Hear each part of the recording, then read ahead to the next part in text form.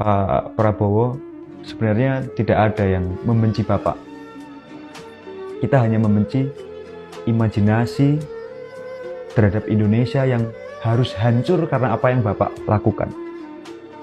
Atau mungkin juga Bapak tidak sadar sedang lakukan. Bapak, saya kira harus rendah hati untuk belajar. Bapak harus rendah hati untuk sadar bahwa Bapak ini sebelumnya bukan orang yang lahir dari proses meritokrasi yang jelas. Bapak tiba-tiba lahir sudah di dalam kasur emas, tidak pernah merasakan lapar, haus, sebagaimana yang lebih dari 60% orang Indonesia rasakan. Kerendahan hati itu penting untuk supaya telinganya menjadi terbuka. Tapi sayangnya memang rezim hari ini yang Bapak pimpin punya kesombongan luar biasa, keangkuhan luar biasa. Dan siapapun yang angkuh, Bang, itu pasti akan jadi orang yang sukmun, bukmun, umyun fahum layar jiun. Dia akan jadi orang yang tuli, bisu, buta.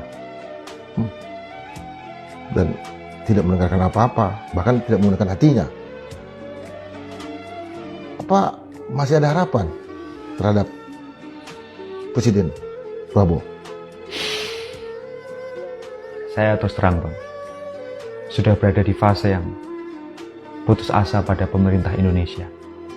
Karena rasanya seluruh kanal yang ada tidak bisa menjawab persoalan rakyat.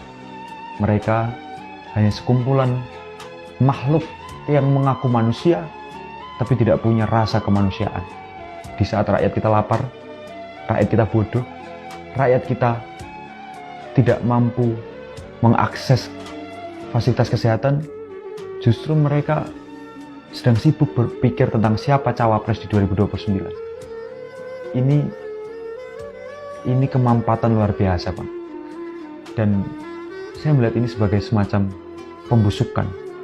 Maka hati-hati orang-orang yang hari ini berkuasa.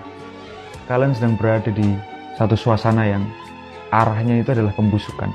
Dan ketika pembusukan itu terjadi, maka bukan mustahil 2029 itu yang mereka rencanakan tidak pernah terjadi. Karena betapa marahnya Tuhan melihat para penguasa hari ini sudah bicara soal 2029, padahal Tuhan sendiri ingatkan bahwa berpikirlah seolah-olah kematian akan terjadi besok hari. Saya nggak bicara soal kematian manusia, tapi bahwa kehancuran itu bisa datang kapan saja.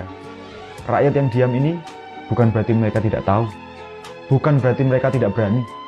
Rakyat hanya sedang menunggu sampai saat itu tiba. Ketika saat itu tiba, Bang, penguasa tidak hanya lagi bisa tidur tidak tenang, tapi barangkali mereka akan tidak pernah tidur selamanya. Karena menerima anxiety luar biasa, ketakutan luar biasa pada rakyat. Saya harap penguasa hari ini punya kesadaran bahwa mereka ini sebenarnya hanya buruh outsourcing yang diperintahkan oleh rakyat untuk bekerja 5 tahunan. Jangan pernah merasa Republik ini milikmu. Jangan pernah merasa Republik ini milik mbahmu. Karena Republik ini milik rakyat Indonesia. 280 juta rakyat Indonesia. Bukan 10 orang terkaya, juga bukan 100 orang paling berkuasa. Milik seluruh rakyat Indonesia.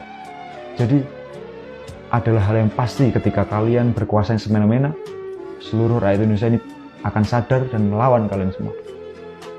Pertanyaan terakhir ini, Tio itu yakin nggak bahwa Presiden yang sekarang juga sedang berupaya membebaskan dirinya dari kekuasaan yang lain katanya? Presiden Prabowo menyampaikan ke beberapa tokoh aktivis yang diundang ke Hambalang, saya akan lawan oligarki. Tapi seminggu kemudian oligarki itu justru dijamu di rumahnya. Ini orang nggak bisa dipercaya, Bang. Apa yang dikatakan bukan apa yang dilakukan.